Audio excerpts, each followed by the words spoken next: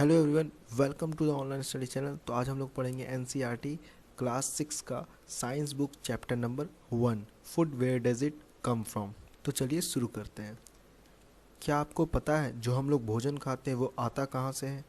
आप ये बताएं कि आपने आज क्या खाया और आपके दोस्त ने क्या खाया, और जो आप कल खाए थे क्या वो आप आज खाए हैं?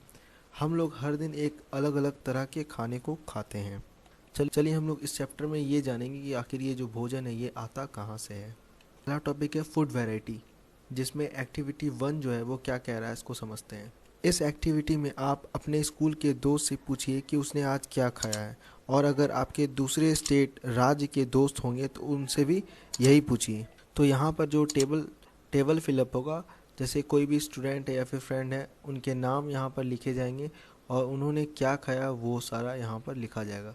और अगर कोई स्टूडेंट या फिर दोस्त जो है आपके दो अगर कोई आपके दोस्त जो है वो दूसरे राज्य के हैं, वो भी यहाँ पर फिलअप करके और फिर वो क्या खाते हैं वो सारे आइटम्स को यहाँ पर लिखना है। There seems to be so much variety in the food that we ईट।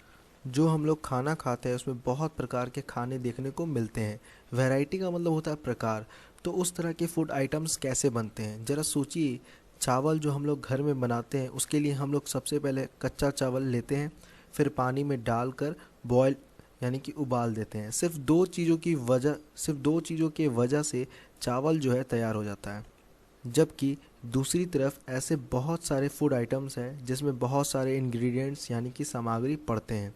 जैसे वेजिटेबल करी बनाने के लिए हम लोगों को कई तरह की सब्जियां चाहिए, जैसे नमक चाहिए, मसाले चाहिए, तेल चाहिए इत्यादि। Moving to the next topic, activity 2। चलिए हम लोग बात करते हैं एक्टिविटी 2 के बारे में। जिस फूड आइटम को आपने टेबल 1.1 में चुना था, उन फूड आइटम्स के इंग्रेडिएंट्स यानी कि सामग्री को आपको इस टेबल 1.2 में लिखना है।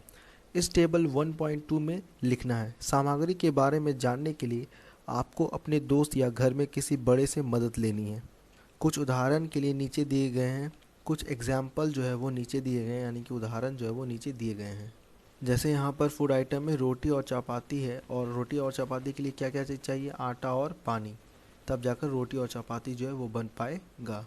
और यहाँ पे दाल जो है, दाल के लिए क्या चाहिए? तो यहाँ पर फूड आइटम है दाल, तो इसमें सामग्री यानी कि इंग्रेडिएंट्स क्या क्या है? पल्सेस है, वाटर है, पल्सेस चाहिए, वाटर चाहिए, सॉल्ट चाहिए, नमक चाहिए, तेल चाहिए, घी चाहिए और मसाले चाहिए। तब जाकर दाल क्या होगा? रेडी हो पाएगा। इसी तरह तीसरे आइटम को आपको यहाँ पर लिखना है, और उसमें कौन कौन सी सामग्री इंग्रेडिएंट्स पड़ती है उनके बारे में यहाँ पर लिखना है। तो जब हम लोग इस एक्टिविटी को करेंगे तो क्या आप बता सकते हो कि उसमें जो इंग्रेडिएंट्स है वो कॉमन है, यानी कि सामान है सभी अलग अलग तरह के फूड आइटम्स में? इसके बारे में आप लोग अपने क्लास में डिस्कस करिएगा, और ये भी डिस्कस करिए कि आखिर वो जो इंग्रेडिएंट्स है वो आते कहाँ से हैं। चलिए यहाँ पर 1.2 है यानी कि फूड मटेरियल्स एंड सोर्सेज। तो बढ़ते हैं next topic, your food materials and sources. Table 1.2 के बारे में बताना बहुत ही आसान है कि उनमें किस तरह के इंग्रेडिएंट्स सामग्री का उपयोग किया गया है। जैसे कि आपको पता है फल और सब्जियां कहाँ से आते हैं, तो सभी लोग यही बोलेंगे कि पेड़ पौधे से। जैसा कि आपने देखा होगा, धान या गेहूं को खेतों में रोज़ यानी कि पंक्तियों में लगे होते हैं, जिससे हमें अनाज प्राप्त होता है, जैसे गेहूँ, चावल इत्यादि। और दूध, मीट, चिकन, अंडे इत्यादि ये सभी हमें जानवरों से प्राप्त होता है। तो हम लोग के जो फूड आइटम्स है वो हम लोगों को प्राप्त कैसे होते हैं, आखिर इनके सोर्स क्या है, इनके स्रोत क्या है, ठीक है। तो अगला जो है एक्टिविटी 3 है। एक्टिविटी 3 में इस टेबल 1.3 में हम ये जानेंगे कि ये इंग्रेडिएंट सामग्री के स्रोत कौन कौन से हैं, सोर्सेज कौन कौन से हैं। तो यहाँ पे जो टेबल 1.3 है इनमें दिया गया है कि जो फूड आइटम है उनमें किस तरह जो इनमें फूड आइटम है उनमें किस तरह के इंग्रेडिएंट्स पड़ते हैं और उनके स्रोत कौन कौन से हैं। जैसे इडली जो है, इडली बनाने के लिए क्या क्या चीज़ चाहिए? चावल चाहिए, उड़द दाल चाहिए, सॉल्ट चाहिए और फिर वाटर चाहिए।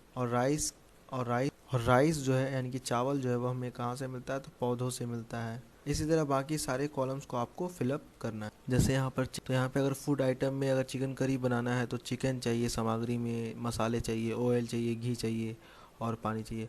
जैसे ऑयल और घी है ये हमें कहाँ से मिल रहा है? तो हमें प्लांट से ऑयल मिल रहा है, घी हमें मिल रहा है जानवरों से मिल रहा है, जानवरों के दूध के द्वारा हम लोग घी बना रहे हैं, और जानवरों के द्वारा हम लोगों को चिकन मिल रहा है। तो इसी तरह आप लोगों को यहाँ पे फिलअप करना है कि इनके स्रोत कौन कौन से, सोर्सेज कौन कौन से। हम लोगों ने एक्टिविटी 3 के जरिए ये जाना कि पौधे से हमें फूड इंग्रेडिएंट्स हमें प्राप्त होता है, जैसे ग्रेन्स, अनाज, सेरल्स, वेजिटेबल्स, सब्जियां और फल इत्यादि। जानवरों से हमें दूध, मीट प्रोडक्ट्स और अंडे प्राप्त होते हैं। गाय, बकरी और भैंस से हमें दूध मिलता है। दूध, दही, मक्खन, ये सारे मिल्क प्रोडक्ट्स हमें पूरी दुनिया में मिलते हैं। क्या आप बता सकते हैं ऐसे कौन कौन से जानवर हैं जिससे हमें दूध प्राप्त होता है? तो हम लोग अगले पार्ट में हम लोग पढ़ेंगे प्लांट के पार्ट्स के बारे में, जिनका उपयोग हम लोग फूड के तौर पे करते हैं, और जानवरों से हमें भोजन कैसे प्राप्त होता है। इन सभी चीज़ों के बारे में हम लोग नेक्स्ट पार्ट में हम लोग पढ़ेंगे। अभी तक आप लोगों ने ऑनलाइन स्टडी चैनल को सब्सक्राइब नहीं किया तो सब्सक्राइब कर लें, क्योंकि मैं इसी तरह के चैप्टर पढ़ाता रहूँगा आप लोगों के लिए। और अपने दोस्तों के बीच इसे शेयर करें ताकि ज़्यादा से ज़्यादा लोग इससे जुड़ सकें। तो फिर मिलते हैं इस चैप्टर के नेक्स्ट पार्ट में। Thank you so much for watching.